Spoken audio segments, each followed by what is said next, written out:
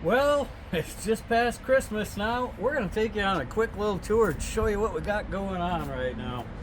Got a 55 Chevy Cameo project right here. It's already got a friend of mine actually built the chassis for this thing like 15 years ago, and somehow it's back here again. I sold them all of this stuff. The Corvette suspension, the motor has got less than 30,000 miles LS motor on it.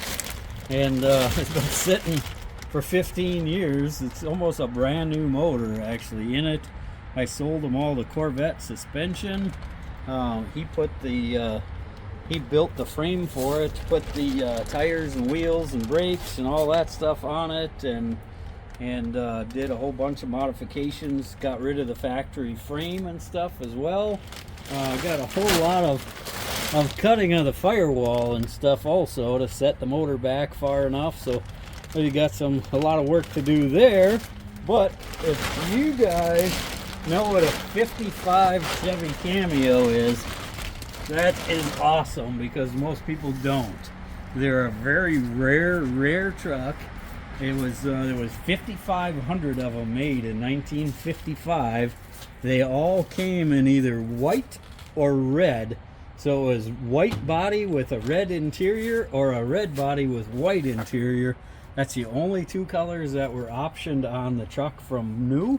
And then also the box sides on it. It's the first fleet-sided pickup truck that GM ever made. And the box sides are actually fiberglass. So it's one of the first vehicles that they played around with, that and the Corvette, with fiberglass components and stuff. So it's got some really unique stuff, the Cameo does, as compared to a regular step-sided pickup. So we got that going on. We got the tranny out of the Corvette over there hanging off the lift, the ZF transmission 6-speed. Not sure what that's going to end up in yet, but that's out of there. Let's keep going on the shop tour. We gotta keep moving though, because we got a lot of stuff. We got a lot of ground to cover here. So working on Hugh's cutlass right now. LS swapping Hugh's cutlass, and this got a 5.3 liter iron block, and 5.3 iron block, aluminum heads. Maybe about 400 horsepower with a little lumpy choppy cam. We put all new suspension, new steering, new brakes. Got a bunch more stuff to do to this. Wiring harness, everything for it. All the Dakota digital dash. We're going to do some fabrication for the radiator mount, firewall, stuff like that. So we got a bunch more work to do on it. And this is the one that we found the original build sheet on also. So the unicorn that we found with the build sheet of this beautiful rust-free 69 cutlass. And then working on a friend here, Bob's beautiful 61 Corvette, that he's having all the chrome redone and everything on it, and we are doing a little bit of help with the install of a LS motor as well in here. This is going to have an LS3. We're going to this is going to be another complete digital dash. Whole console, the center of the tunnel, as you can see, is all chopped to pieces from somebody's modifications in the past. So we got to do a little bit of repair there. Also, we'll get the TKX 5-speed is what it's going to be running in it. So manual transmission. But we also found out that there's a bunch of funky stuff going on up here with the front suspension. This actually has the exact same suspension that the Cameo has in it. Kind of a rarity. You got two C4 front suspension cars in the same time in the same place. So kind of cool. We can take measurements off each one of them, know, you know, we got something to compare to. But we got to do a little bit of work on here. We also are doing right now, Dave's over on the milling machine making up some spacers for our motor mounts as well. and we got to get our motor mounted in there. We're going to modify the motor mount towers right here. We modified already, did some machining to it, because our motor mount towers were actually from a C5 Corvette, and they're flipped around and they're backwards, and they're offset differently than they were from the factory and everything, but they still will work with this frame situation. But we're going to cut and modify that frame up a little bit more as well. So we're going to do some modifications to that also. We got a whole bunch of stuff to do to the radiator, fan shroud, watch out right behind you. And to do, this is also going to get air conditioning. So we got air conditioning hoses, whole bunch of other stuff to do that way. Let's keep moving. We got a lot of stuff going on. And we got our LS motor here. This is just our 5.3 motor that I just had on the run stand, and we just using this to mock it all up right now and get our fitments on there, so we knew what oil pan we can use. We know how far out the front drive accessories stick on it. Also the height of our intake manifold. We got some headers that we had ordered, and those are going to be modified as well. We already cut the ends off, and those will get welded to his existing exhaust system. Let's keep moving here. We got a lot of stuff. We got our machining area over here that's kind of separated. This is where Dave's doing the work in the corner here on our old lathe that has been a thorn in my side, but we're getting going on that. We're going to get that thing running here shortly as well. Milling machine, rivet machine, Pullmax machine. This is one of my favorite tools that I've ever owned in my life, and I haven't even really been able to use it a whole lot, but we're just getting to the point where we can really start pounding out some really cool stuff. What is a Pullmax machine, you ask? Everything. You can make any profile of sheet metal that you want. You can make pickup bedside stuff on it. You could put single bead body lines in it. Pretty much any shape and sheet metal that you want to do. You have to make a die for it, but this is just a hammer forming machine, and all the die that's in it right here is made for putting the little bead on sheet metal like that for our turbo piping and stuff as well. Another die we have here is a thumbnail shrinking die right here. That set goes together, and that's what you'd use for shrinking, like making wheel wells or tubs for a car. So all kinds of cool stuff we can do with that. Got a bunch of laser engraving that we've been playing around with, different mediums and different things, going from tiles to ceramic to aluminum to glass to acrylic. Got a catastrophe going on over here in this corner, because we got two welders ripped apart that we got to try to make one good one out of, at least anyways. And our Miller Sinker Wave 250, and I found a used one, and we're going to put both of those together and make one good welder out of it, hopefully, as well. And also, we got more stuff crammed into this space. I got this swing arm that I got from work on a piece of equipment that we took out one time, and mounted our plasma cutter up top there. And that can swing out, so I can use my plasma cutter outside, so we're not stinking it all up in here. I can swing that outside. We can swing it over here and use it in here if I have to. Alright, well, we are going to take this digital readout and we're going to get that installed. We're going to make another video of installing a digital readout and what the purpose and how that makes it so much better for machining and tolerances and everything. We'll show a separate video of that. We're going to also finish up the backstop on here. We're going to put sheet metal behind there. We don't want chips getting all behind there where this is going to get mounted really close to the wall like that one is. So, and it's going to go right there. So one of the two of these I'm going to end up selling. I'm only going to keep one, but I don't know which one it is yet because I have to fix the other one first. And oh yeah, I forgot about this. This has been a super, super cool tool that I've got a year or so ago. You know, I've been doing all kinds of stuff with it, and I wish this was all lit up for you right now, but this is one like I made my niece for Christmas, and it's a LED unicorn light that lights up, and all the stars light up with the edge lighting and stuff on it. I made a whole bunch of Christmas ornaments and stuff also with the engraver. made a bunch of other pictures for some other people as well. And this has been a super cool tool that is added to the arsenal as well. But being as we did all this stuff, this is where I had all this stuff crammed in that corner before, and now it's all taking spot and taking over the whole workbench. But we got a whole bunch of LS motors to build and put together, so we're going to use most of this stuff on the bench. And I want my damn workbench back. And they got the Chevelle. Everybody always asks every time we do a video, and this is in the background, when are you going to work on the Chevelle? I don't know. And not sure when that's going to come about, but it's not going to be anytime real soon unless I decide to use this chassis for the Cameo. What? Yeah, I've been thinking about that a little bit. I got some more research to do, but it's a very good possibility. I'm going to change things up, and that might end up under the Cameo. I don't know. This is one of my favorite tools also. This is a bead roller that I built from scratch. Took an old piece of crap one all apart, and the only thing I used was just this two little pieces in the front and the back and a couple gears off of it.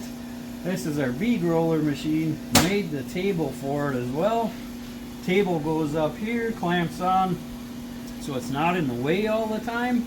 And then I can also take this table right off and get it out of here just like that. So if it's in your way, the whole table can come right off. Take it out of there, out of the way, and you can go about using the tool without having that stuff restricting you, and take it on and off of there just like that. But this is some of the stuff. We're awesome QA1 products, and some of the stuff I've been playing around with. This is like 040 aluminum right here. Go Wild. Yep, the Minnesota Wild. That's it. Got a bunch more stuff to do with that one, but doing some bead rolling artwork. Another tool I use all the time, Beverly shears. Just use that on the Christmas present as well, and cut out our circle like that with that, and just you can cut right along there and just boom, done. Got yourself a nice circle in sheet metal. Use that all the time as well. Our rear end narrowing fixture that we pick up with the bridge crane and move that wherever we want to build the rear end.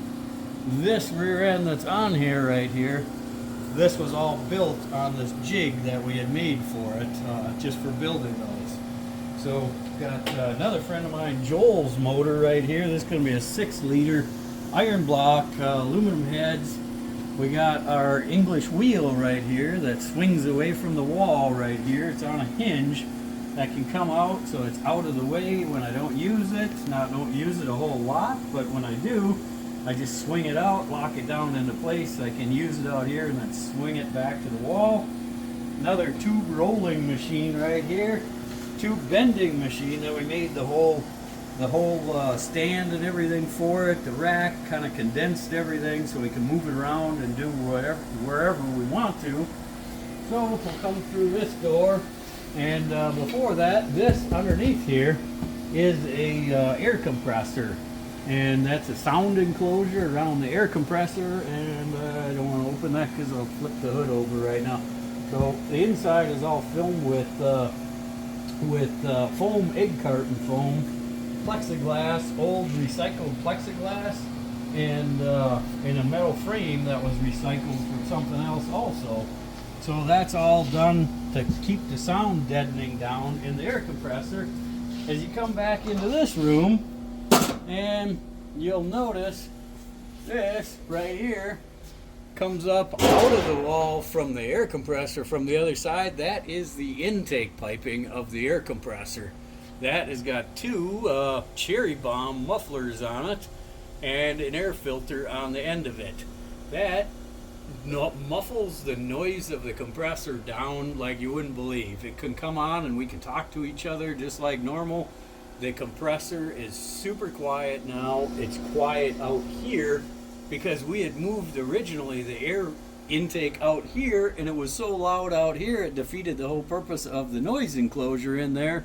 But now with the two mufflers involved, and it dampens that noise down completely, and it's super quiet out here now too. So we got another motor, another 6-liter LY6 motor sitting around there.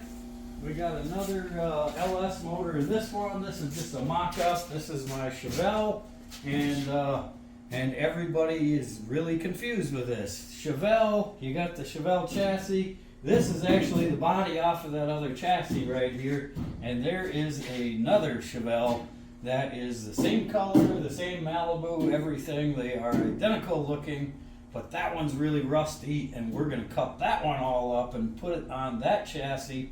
This one I'm going to build and eventually sell this one. So this is a perfect rust-free, never had a speck of rust on it, Arizona Chevelle, 70 Chevelle that we're going to finish up, do the cold piping for it yet, or wastegates for it yet, and get this thing on the road here someday soon, because I'm really jonesing to get a car actually done and outside running. So let's, I got a little bit more left to do here. We got our sheet metal shear, and that's on wheels. We can move it back and forth wherever we need to use it. And then our stack of more LS motors, another 6.2 liter that's going to go in Bob's car, and then another 6 liter that's going to go in my 3/4 ton truck, and another 6 liter aluminum block, which is probably going to end up in the Chevelle. So all those are spoken for also. And everything on this entire wall right here is all contained to a central dust collection system. So the belt sander, the bandsaw, the grinder, the miter saws, the buffer over here is all tied into a central exhaust system that's mounted behind the garage to try to keep it as dust free as possible, because having all this dust creating stuff all on the wall in the set enters your paint booth is probably not the greatest idea in the world, but it's what we got to do here because that's all the space that we have. And we're full, folks. Full.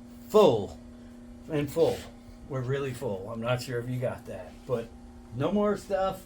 And slip roller right here. There's a rivet press behind here. There's our sandblasting cabinet. This is our buffer that we made from scratch completely, and with a DC motor and drive on it. Works awesome. Table saw, hydraulic press, chop saw, miter saw for steel. Then we got another horizontal band saw that's also got a VFD conversion. This one's a VFD 3-phase motor. This is a 3-phase motor. That's a 3-phase motor.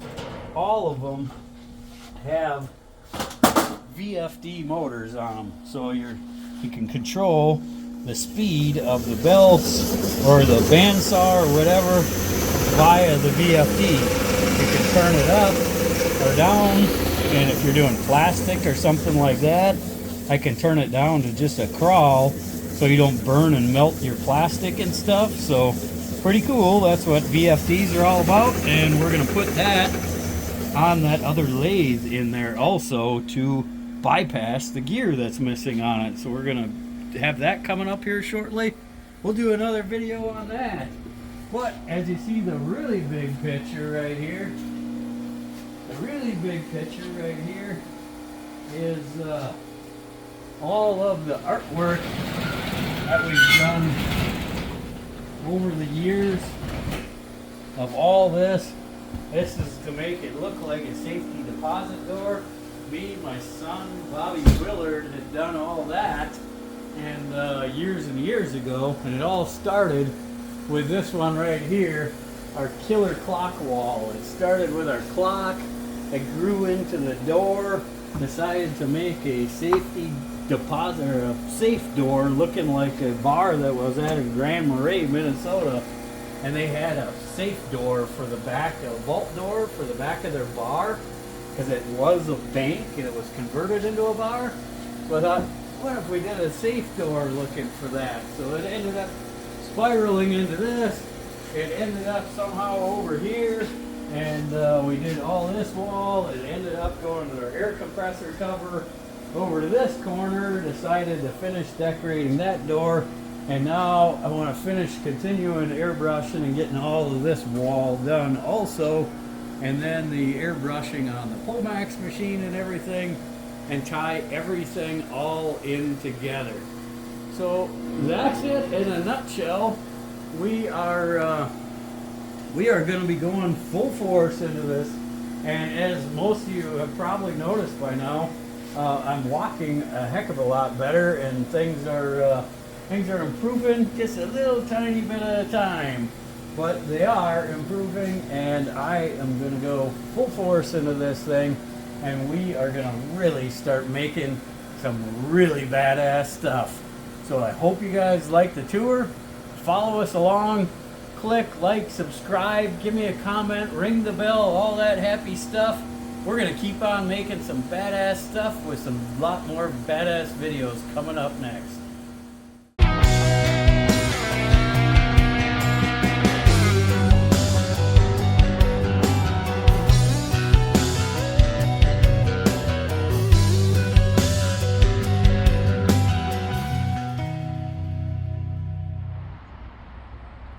Don't forget to like this video. Click like, throw me a comment, let me know what you think. Ring the bell for those notifications when we get a new video. We got lots more coming up, guys. A lot of cool stuff coming up. I hope you guys are enjoying the ride.